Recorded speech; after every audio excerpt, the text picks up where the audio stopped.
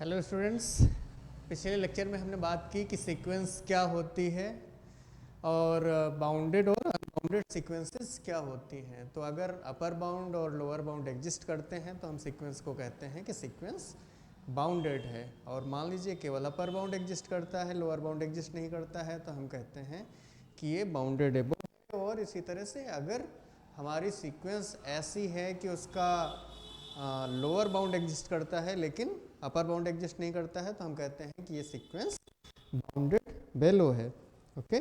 और अगर कोई भी बाउंड एग्जिस्ट नहीं करता है तो हम कहते हैं कि सीक्वेंस अनबाउंडेड है। ओके। इस लेक्चर में हम बात करेंगे लिमिट पॉइंट के बारे में, लिमिट के बारे में, कन्वर्जेंट और डाइवर्जेंट सीक्वेंसेस के बारे में। तो पहला कॉन्सेप्ट जो है हमारे पास वो है limit point.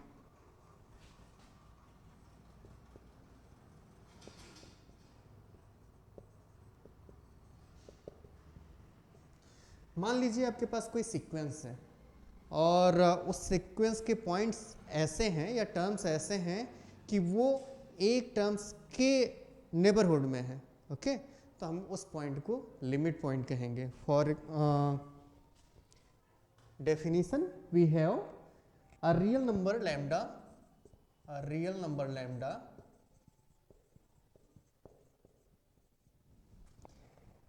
is said to be a limit point, is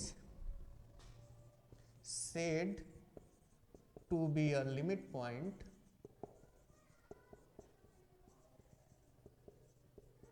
of a sequence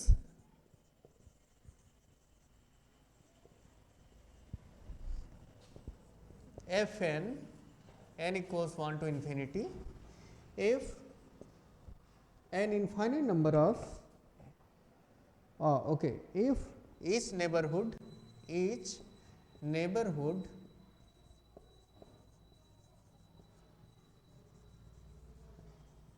of lambda contains an infinite number of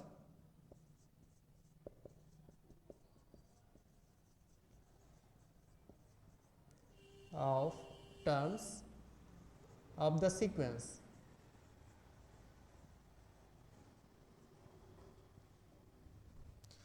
तो अगर लैम्डा के हर एक नेबरहुड में सीक्वेंस के इनफाइनाइट नंबर ऑफ पॉइंट्स हैं तो हम बोलेंगे कि वो लैम्डा जो है लिमिट पॉइंट है।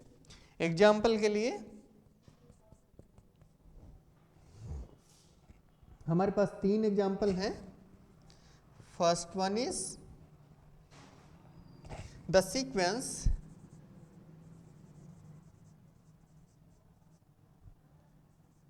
-1 raised to power n equals 1 to infinity has 2 limit points.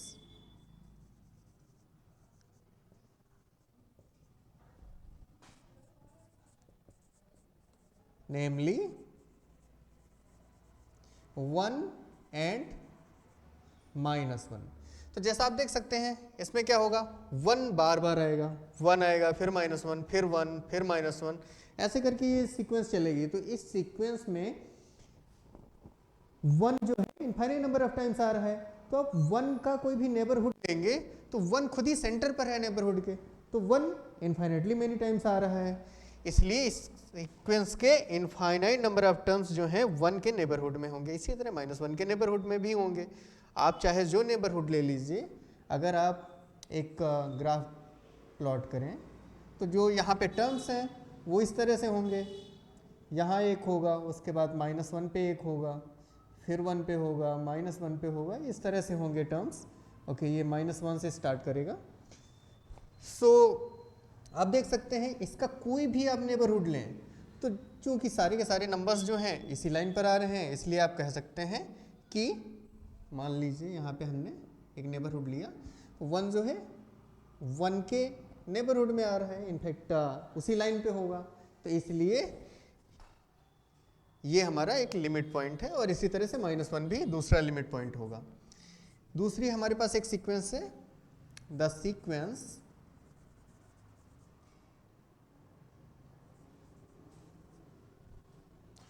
1 by n equals 1 to infinity has limit point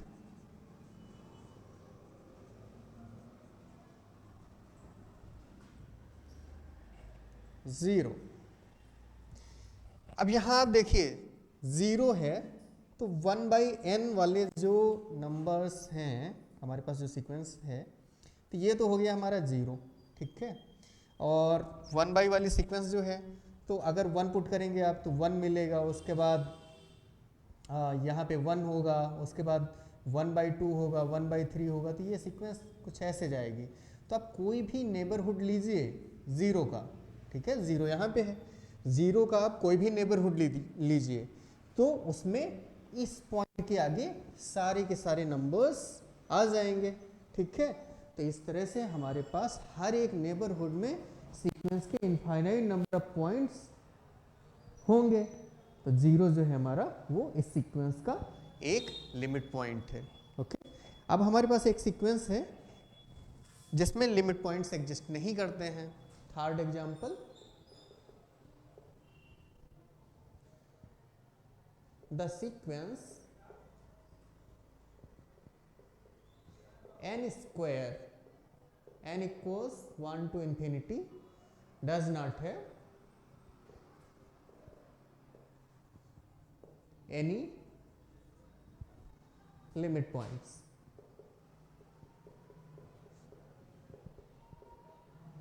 तो इसका अगर आप ग्राफ देखें तो क्या होगा, यहाँ पे n स्क्वायर की बात करें तो ये 1 से स्टार्ट करेगा, यहाँ पे 1 होगा, फिर 4 होगा, फिर 9 होगा, तो कुछ इस तरह से बन जाएंगे और ये बेसिकली पैराबोला बनेगा, ओके। क्योंकि इक्वेशन जो होगी यहाँ पे n स्क्वायर लिखा है तो पैराबोला टाइप में जाएंगे ऊपर। अब आप कोई भी ऐसा पॉइंट देख सकते हैं जिसका नेबरहुड ले, मान लीजिए आप जीरो की बात करें तो जीरो यहाँ पे है। अब इसका ये वाला नेबरहुड लीजिए आप, तो इस नेबरहुड में कोई पॉइंट नहीं है, इसलिए हम देख सकते हैं कि इस सीक्वेंस का कोई भी लिमिट पॉइंट नहीं होगा। आप कोई दूसरा पॉइंट ले लीजिए, उसके नेबरहुड में कुछ पॉइंट्स आ जाएंगे, किसी नेबरहुड में कुछ पॉइंट्स आ जाएंगे, लेकिन इनफाइनाइट नंबर ऑफ पॉइंट्स नहीं होंगे, ठीक है। तो इसलिए इस सीक्वेंस का कोई भी लिमिट पॉइंट नहीं होगा, ओके। इसके बाद हमारे पास है एक theorem, Bolzano Weierstrass theorem for sequences. So we have theorem 2.1,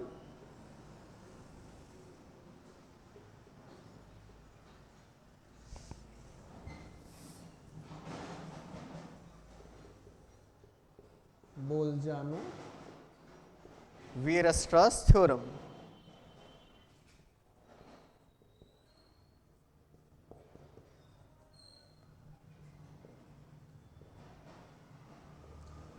तो बोलजानो वीयरस्ट्रास थ्योरम क्या कहती है, every bounded sequence has a limit point, every bounded sequence has a limit point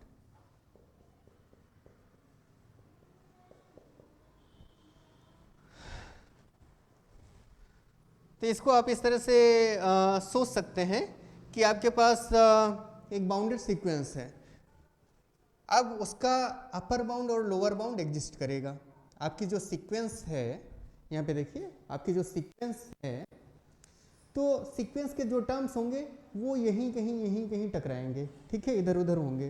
तो जाहिर सी बात है कि एक सुप्रीमम और एक इन्फीमम एग्जिस्ट करेगा, और ऐसे केस में आप देख सकते हैं कि ये थ्योरम अप्लाई होगी।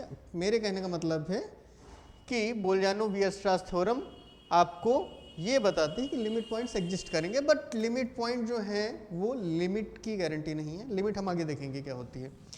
अगला टॉपिक हमारा वही है, convergent sequences.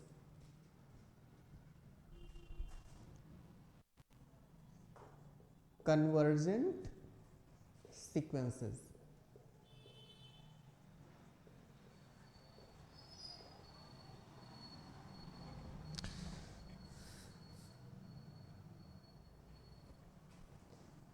a sequence fn n equals 1 to infinity is said to be said to be convergent to real number L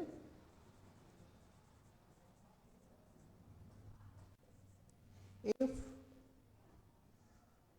for any epsilon greater than 0 there exists capital N a natural number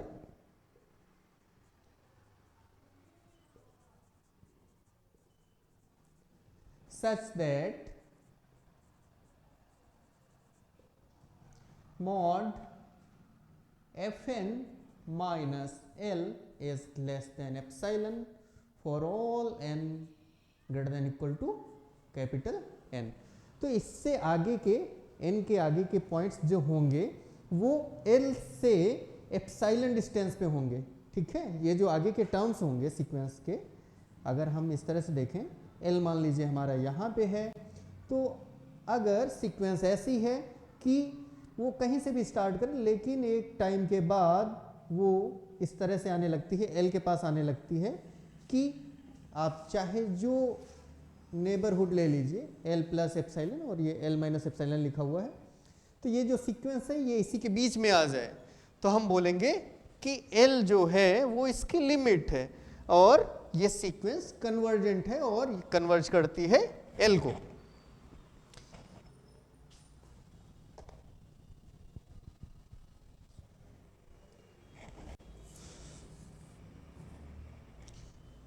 so we write this, ये जो हमारे पास यहाँ पे fact है कि अगर कोई sequence convergent है तो उसकी लिमिट L होगी, ठीक है। इस फैक्ट को हम लिमिट के फॉर्म में इस तरह से लिखते हैं, वी राइट इट लाइक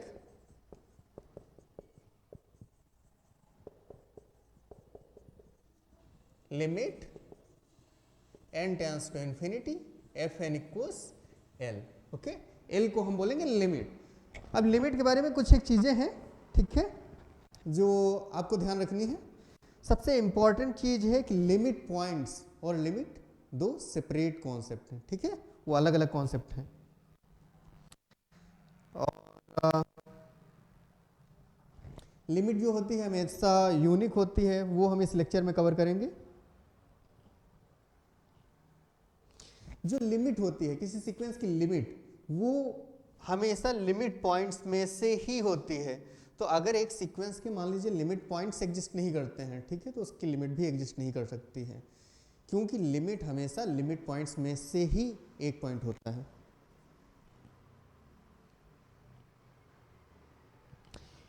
ये सीक्वेंस, यहाँ पे आप एक फैक्ट नोट कर लीजिए, a sequence is said to be a null sequence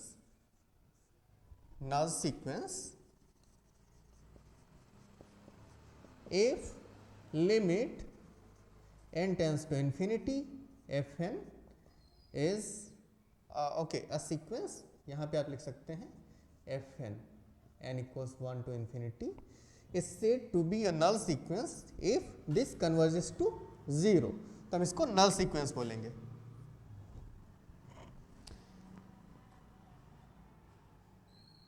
हमारे पास एक एग्जाम्पल है, यही वाला एग्जाम्पल जो हमने पहले 1/n लिया था लिमिट पॉइंट्स के लिए, okay.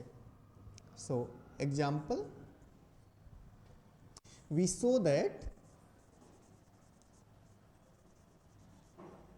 Limit n tends to infinity 1/n equals 0। ये आप कैसे कर सकते हैं?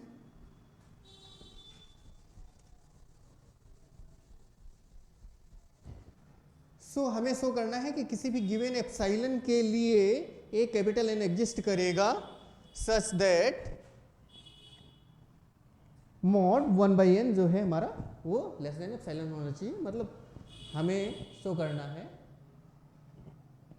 that is for any epsilon greater than 0 there is n such that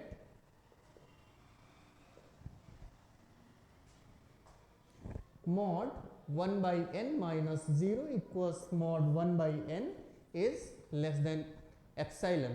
तो ये कब होल्ड करेगा? इसका मतलब ये है कि 1 by n should be less than epsilon. See n जो है हमारे पास, n एक नेचुरल नंबर है तो हम मॉड यहाँ पे हटा सकते हैं। इसका मतलब हुआ एप्सिलॉन अगर हमारा सॉरी n अगर हमारा ग्रेटर देन 1 by एप्सिलॉन हो जाए। ओके, मान लीजिए एप्सिलॉन आपका है 0.01, तो n जो है that should be greater than 1 by epsilon equals 1 by 0.01 and that is 100। तो अगर 100 से ज़्यादा n ले लें उस केस में 1 by n जो है वो लेस देन एप्सिलॉन हो जाएगा। So for given epsilon if we take capital N greater than 1 by epsilon, then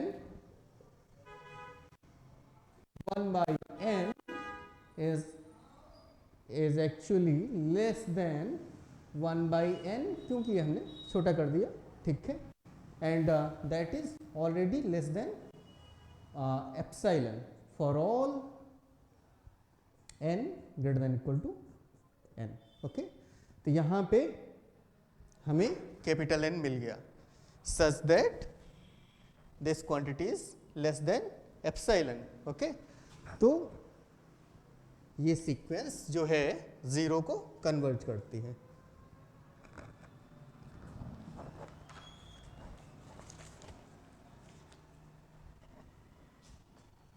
okay, इसमें एक चीज़ और मैं बताना चाहूँगा, नोट हमने यहाँ पे लिखा था कि अगर जीरो को कन्वर्ज करने वाली कोई सीक्वेंस है तो उसको हम नल सीक्वेंस कहेंगे, और ये हमारी सीक्वेंस जो है वो जीरो को कन्वर्ज कर रही है, इसलिए इसको हम बोलेंगे कि ये नल सीक्वेंस है।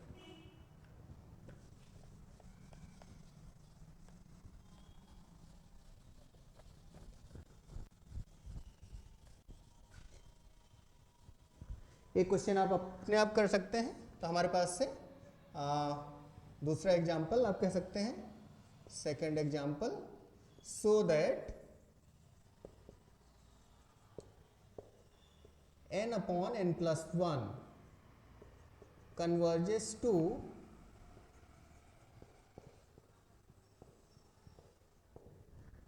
वन। तो इसमें भी आपको वैसे ही करना है कि आपको mod n upon n plus 1 minus 1 कर देना है, और ये आपका आ जाएगा n minus n plus 1 divided by n plus 1 and that is equal to minus 1 by n plus 1। और चूंकि ये नीचे नेचुरल नंबर है हमारे पास, हम लिख सकते हैं इसको 1 बाई n प्लस 1, और उसके बाद इसी तरह का आपको लॉजिक यूज कर लेना है। ऐसा लॉजिक यूज करेंगे तो आपको हर एक एप्सिलॉन के लिए एक कैपिटल N मिल जाएगा, जहां से ये क्वांटिटी जो है हर एक एप्सिलॉन से लेस होगी। ओके, मतलब करस्पॉन्डिंग एप्सिलॉन से लेस होगी। ओके, उसके बाद है हमारे पास डाइवर्जेंट सीक्वेंस। डाइवर्जेंट सीक्वेंस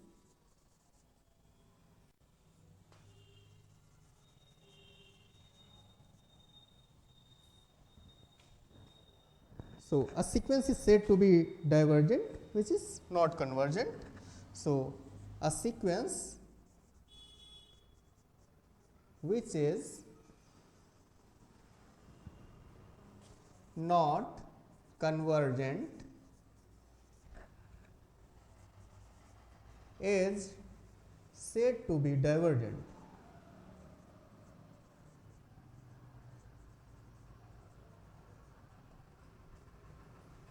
तो इसके बहुत सारे एग्जाम्पल हो सकते हैं, जैसा कि अभी हमने पहले डिस्कस किया था कि जो सीक्वेंस है n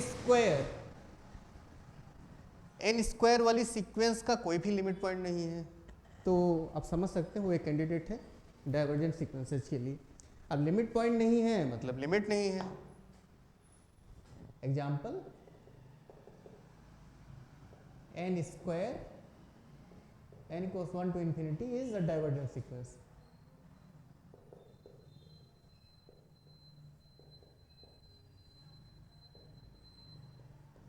ओके तो ये एक एग्जांपल है जो एक डाइवर्जेंट सीक्वेंस का एग्जांपल है। अब डाइवर्जेंट सीक्वेंसेस के मेरे पास 4 कैटेगरीज मैंने लिखी हुई हैं और ये कैटेगराइजेशन बहुत ही स्टैंडर्ड नहीं है, ठीक है। बहुत सारे लोग अलग अलग कैटेगराइजेशन यूज करते हैं और कई लोग जो अलग अलग कैटेगरी है उनको डाइवर्जेंट सीक्वेंस की डेफिनेशन में शामिल भी नहीं करते हैं। ओके, पहला है हमारे पास कैटेगराइजेशन फाइनाइटली ऑसिलेटिंग सीक्वेंस।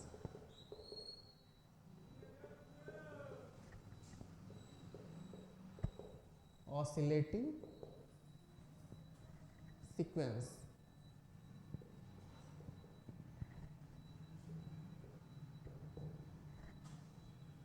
तो फाइनाइटली ऑसिलेटिंग सीक्वेंस की बात करें, a bounded divergent sequence, a bounded divergent sequence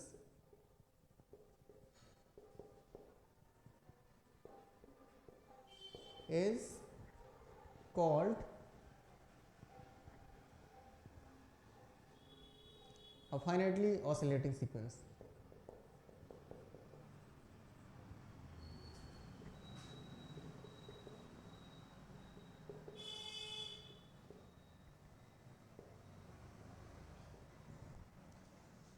तो फाइनाइटली ऑसिलेटिंग सीक्वेंस कौन सी है? जो बाउंडेड हो और डाइवर्जेंट ना हो, यानी कन्वर्जेंट जो बाउंडेड हो और कन्वर्जेंट ना हो। ओके, तो उसको हम कहेंगे वो फाइनाइटली ऑसिलेटिंग सीक्वेंस है। और एक एग्जांपल जो हमने बार बार देखा है वो आप यहाँ पे ले सकते हैं, -1⁻n। तो ये सीक्वेंस जो है वो एक फाइनाइटली ऑसिलेटिंग सीक्वेंस है, -1 से 1 के बीच में ऑसिलेट करती है। सो अब हम बात करते हैं डाइवर्जेंस टू प्लस इन्फिनिटी के बारे में।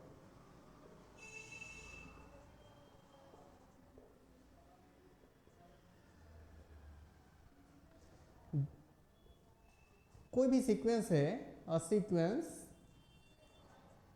fn is said to diverge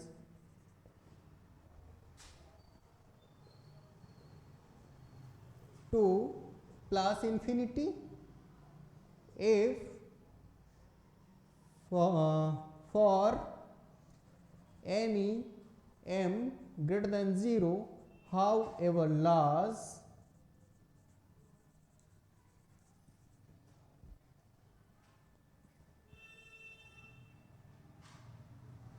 there exists capital N, there exists a natural number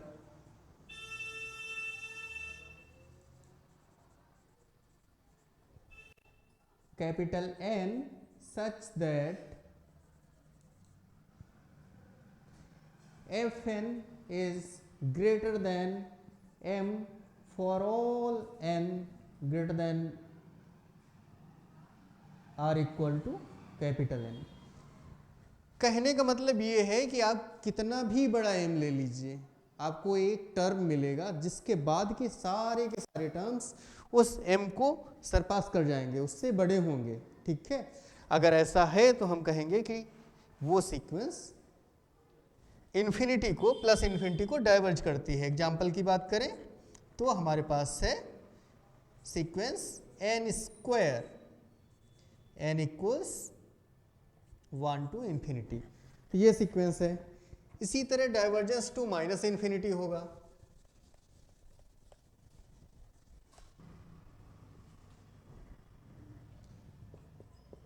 divergence to minus infinity होगा। तो a sequence is said to diverge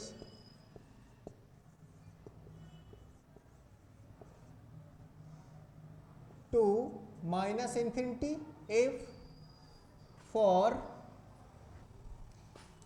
any m however large there exists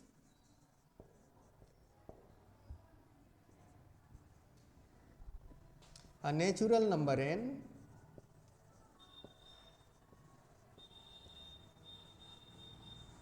such that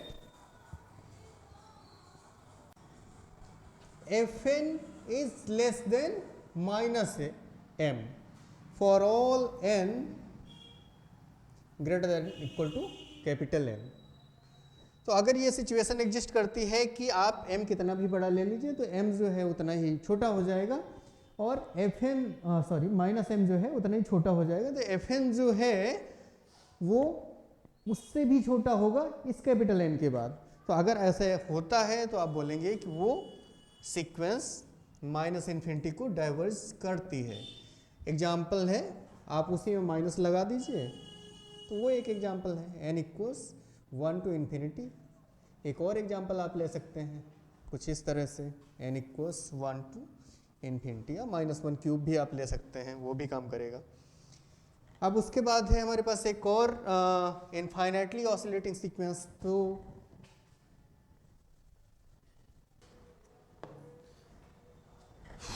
So we have infinitely oscillating sequence.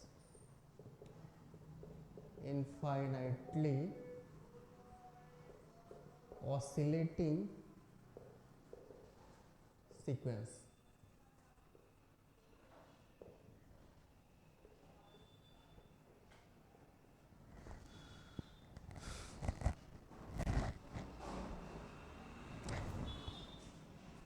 A sequence is said to be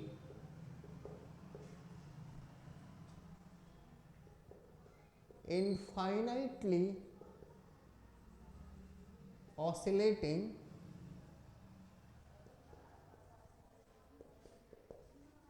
if it is neither bounded nor diverges to plus infinity या minus infinity. तो वो sequence जो ना तो plus infinity या minus infinity को diverge करती है और ना ही बाउंडेड है, तो उसको हम बोलेंगे कि इनफाइनाइटली ऑसिलेटिंग सीक्वेंस है। एग्जाम्पल के लिए, एग्जाम्पल हमने पहले भी लिया था, -n raised power n equals 1 to infinity. तो इसमें आप देखेंगे एक बार जैसे n इक्वल्स 1 पुट करते हैं तो -1 मिलेगा आपको, n इक्वल्स 2 पुट करते हैं तो 4 मिलेगा। सो -1 4 देन -9 देन 16। तो ये जो है सीक्वेंस हमारी इनफाइनाइटली ऑसिलेटिंग सीक्वेंस है। ये ना तो बाउंडेड होगी और ना ही प्लस या माइनस इन्फिनिटी को डाइवर्ज करेगी। तो ये 4 कैटेगरीज हैं हमारे पास डाइवर्जेंट सीक्वेंसेस की। इसके बाद मेरे पास 2 थ्योरम्स हैं जो इम्पोर्टेंट हैं, कई जगह पूछी भी जाती हैं। पहली थ्योरम है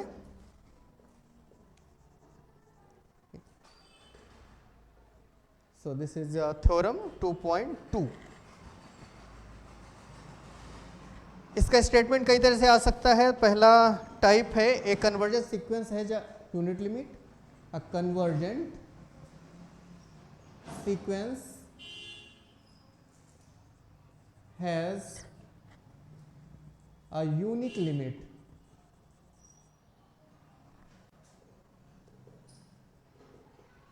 दूसरा स्टेटमेंट है जो आ सकता है वो है a sequence can not converge, a sequence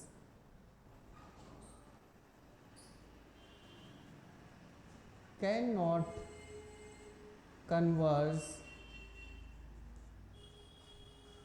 to 2 limits। और तीसरा एक तरीका है जिससे ये सेम थ्योरम पूछी जाती है, limit of a sequence if exists is unique.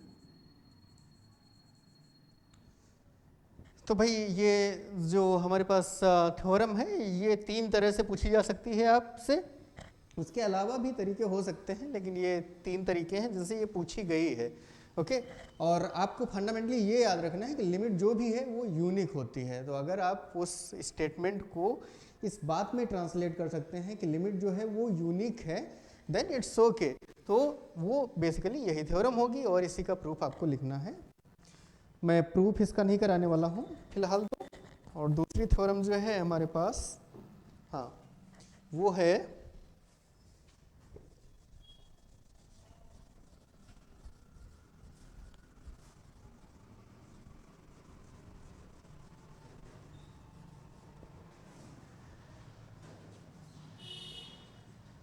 theorem 2.3. So that is every convergent sequence is bounded. Every convergent sequence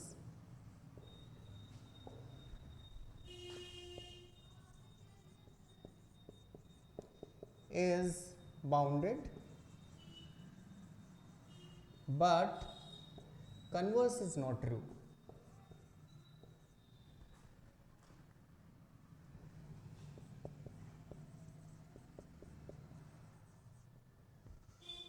तो आपके पास अगर कोई कन्वर्जेंट सीक्वेंस है तो वो हमेशा ही बाउंडेड होगी, ये डेफिनेट है। अगर वो बाउंडेड नहीं है, ठीक है, तो कन्वर्ज नहीं कर सकती है। इस फैक्ट को आप इस तरह से यूज कर सकते हैं। मतलब अगर किसी सीक्वेंस को आप ये प्रूव कर दें कि वो सीक्वेंस बाउंडेड नहीं है, ठीक है, तो वो कन्वर्जेंट भी नहीं हो सकती है। खैर, इसके कन्वर्स पार्ट की बात करें कि अगर कोई सीक्वेंस बाउंडेड है तो ये जरूरी नहीं है कि वो कन्वर्ज करे। इसका एक एग्जांपल जो है हमने बार बार डिस्कस किया है, वही एग्जांपल लेंगे हम, -1n n equals 1 to infinity. अब ये सीक्वेंस ऐसी है जो बाउंडेड है, ठीक है, इसमें केवल 2 ही टर्म्स आते हैं, 1 और -1। तो ये सीक्वेंस जो है वो 1 और -1 के बीच में बाउंडेड है, लेकिन ये सीक्वेंस कन्वर्जेंट नहीं है, ठीक है। तो इस थ्योरम के अकॉर्डिंग जो हमारा ये पार्ट है कन्वर्स इज नॉट ट्रू, उसके लिए आप ये दे सकते हैं काउंटर एग्जाम्पल, और कन्वर्स के लिए ये काउंटर एग्जाम्पल काम करेगा। और जो प्रूफ है, प्रूफ के लिए आप ऐसा कर सकते हैं, एप्सिलॉन की कोई पर्टिकुलर वैल्यू ले लीजिए। वैसे जो मेरे पास थ्योरम है उसमें प्रूफ लिखा हुआ है, एप्सिलॉन की वैल्यू 1 ली हुई है। 1 लेंगे तो आपको एक कैपिटल N मिल जाएगा। तो कैपिटल N तक के टर्म्स जो हैं वो फाइनाइट नंबर ऑफ टर्म्स होंगे, तो वो बाउंडेड होंगे, उनका अपर बाउंड और लोअर बाउंड एग्जिस्ट करेगा। और उसके बाद लिमिट होगी आपके पास, L प्लस एप्सिलॉन होगा, L माइनस एप्सिलॉन होगा, इनफैक्ट L प्लस 1 होगा और L माइनस 1 होगा, इनके बीच में टर्म्स होंगे आगे के सारे टर्म्स। तो आप को क्या करना है कि n प्लस 1 टर्म्स जो हो गए ना, n कैपिटल N टर्म्स तक तो वो हो गए Fn तक, उसके बाद L माइनस 1 और L प्लस 1, इसमें आपको क्या करना है, सुप्रीमम और इन्फीमम निकाल लेना है, और सीक्वेंस के सारे टर्म्स जो होंगे इन्हीं दो के बीच में होंगे। ओके, सो आई होप कि आपको चीज़ें समझ में आई होंगी। अगर आपको अच्छा लगा है वीडियो तो लाइक कीजिएगा, और अगर आप चाहते हैं कि ये कोर्स मैं कंटिन्यू करूं तो प्लीज़ कमेंट में बताइएगा। और आपके जानने में कोई हो जिसको इस सब्जेक्ट में रुचि हो, लाइक नेट के लिए, ये यूनिट नेट के यूनिट 1 में आता है, तो अगर उसमें किसी को उसमें रुचि हो तो वो हमारे चैनल को सब्सक्राइब कर सकता है। देने के लिए धन्यवाद।